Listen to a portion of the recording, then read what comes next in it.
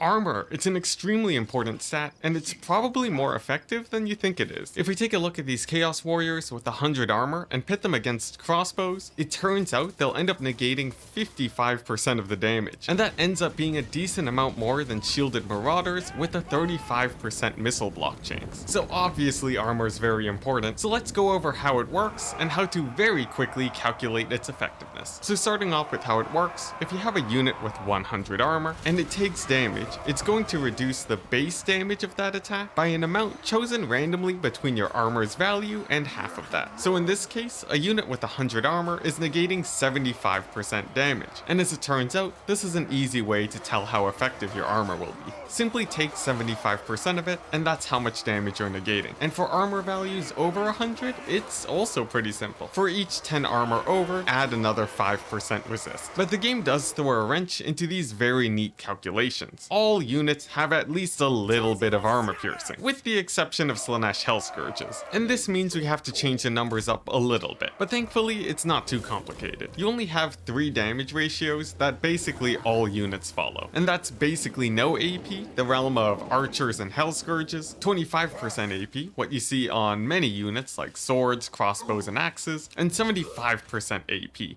It gives them this icon that shows that they're armor piercing, and this is the realm of gunpowder, great weapon units, and most heavy-hitting monsters. And the numbers paint a pretty interesting story. If an attack has no armor piercing, the negation is 75% of your armor's value. But for most damage, this drops down to 56%, and for armor piercing, it drops to 19%. And this acts as a very quick way to judge how effective armor will be. For example, let's say you have a 60 armor buff, and you're bringing halberdiers against crossbows. All you have to do is multiply the two armor values by 56%, and you'll quickly find that their armor goes from resisting 17% of the damage to 50%. And in another situation, if you have to fire at Saurus with 60 armor, and you're choosing between handguns and crossbows, you can compare the 56% effectiveness against crossbows to the 19% effectiveness against handguns. And then, based on the fact that handguns cost about 20% more than crossbows, you can confirm that both are roughly equally cost effective when it comes to shooting Saurus.